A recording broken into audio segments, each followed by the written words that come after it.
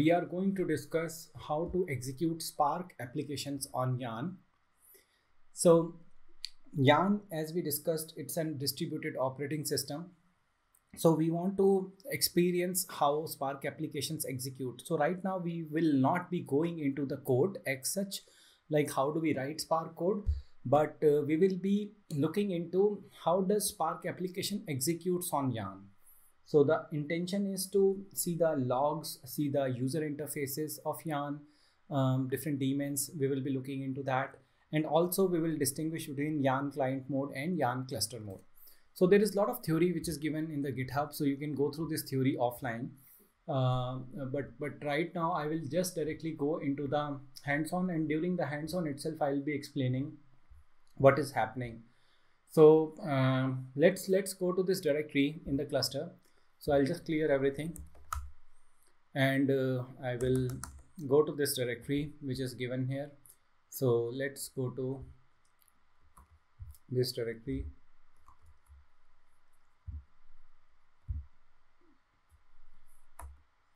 And let's see, we have jars. This is Spark examples jar. So we are making use of Spark examples because these are already bundled in the Dataproc cluster and Spark is already installed. So we don't have to install Spark in this exercise. So we already created data directory in the previous exercises, so I'll not be doing that. But I need to move data sherlock.txt into data folder. So let me see, where is my sherlock.txt. So let me do ~courses. So paths you have to see, like where you have done the git clone. Based on that, you need to change the path. So I'm just going to courses, and under that we have data. Under that we have sherlock.txt. So I do have this file. So I just need to do hdfs minus put and move this file into hdfs. So hdfs minus put, and let's move this file into hdfs. So under data slash, we are moving this file under data. So it is done. Now my data is moved into the data directory. The path I fixed based on my git clone command. So now I want to execute this Spark submit, and this Spark submit will run Spark jobs on Yarn. And I have written here the Yarn master is Yarn and deploy mode is the client mode. And this is the jar that we already have in the cluster, and this is the input directory, and this is the output directory. So let's see, the output directory will be created after the job is executed in HDFS. So under my home directory.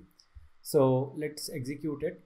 And in Yarn client mode, the output will come on the same terminal. So before I run it, I also want to open the UI.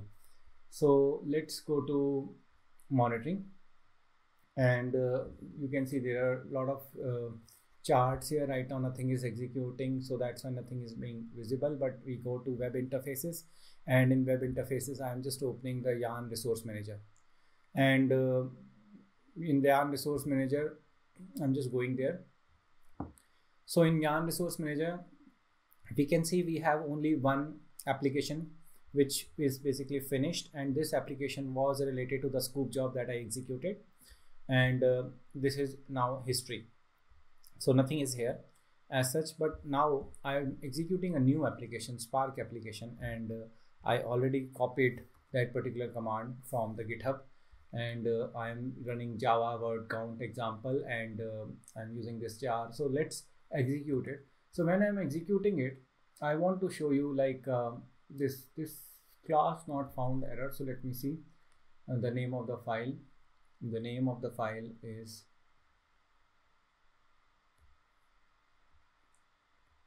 this jar is Spark jar and Spark example. So let me pull out the same example. So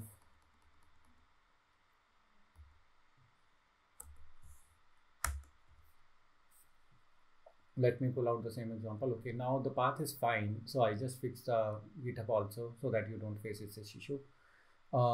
So this application is executing, and I will refresh it, the UI, and you will see This is resource manager UI, and we got one application, Spark application, and this is right now running state. And in the running state you will see application master. This is project manager that I was referring. So this project manager, when you click on it, you will see the Spark interface.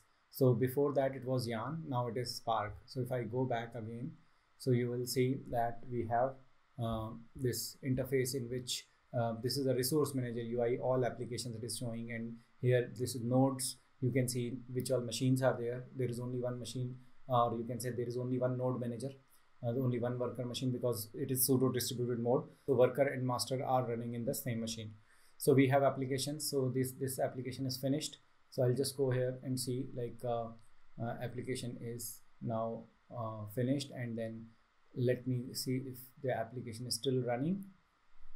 Application, when I click on the application is still running.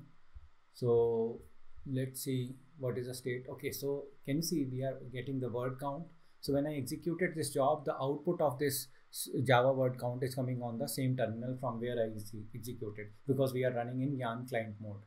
We can run the same thing in Yarn cluster mode. I will just do 2, and I will change this deploy mode to cluster. So Yarn client mode is very helpful when you want to do interactive data exploration. You want to see the result on the same terminal where you are executing the job. But Yarn cluster mode is recommended for production, because the output we don't want to bring big data on the driver. So we want the driver should run in a scalable manner. It should run on a worker machine in the application master. So we are running now the same job in cluster mode, cluster 2 mode. So we will refresh it now, and we'll see how many applications we have. We have now 3rd application. This one is finished, Yarn client is finished, and Yarn cluster is accepted. So the application master is created, and I will keep on refreshing, and I will see like whether this is now in running state. Earlier it was accepted state, now it is running state. So this is application master. I'll just refresh it again. Okay, so this application master is executed.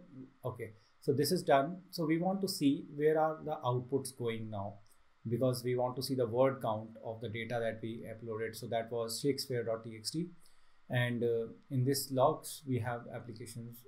This is the name of the file, and here we have the collect statement in the code itself, and here you will see the details about the stages and everything, and other details. So let me show you the exact place where we can see the output of that logs.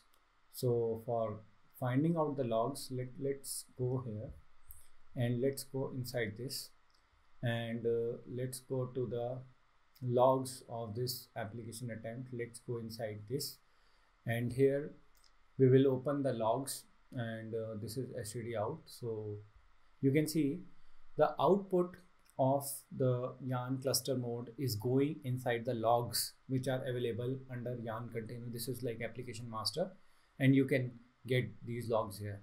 Yeah, so this is how it looks like. So hope this is clear, like what is the difference between Yarn client and Yarn cluster mode. I did not change anything which is given here. So I think if you face these issues, then you can do these changes. But I also want to show you Yarn application minus list. So you can always do whatever you can see through UI can be done through command line also. You can do this thing here. It shows the list of running applications. So there are no running applications, so that's why I did not show. So there are no running applications, so that's why I did not show. Let's say I want to see the completed applications. So for that you just need to give minus list, and then you can give the status.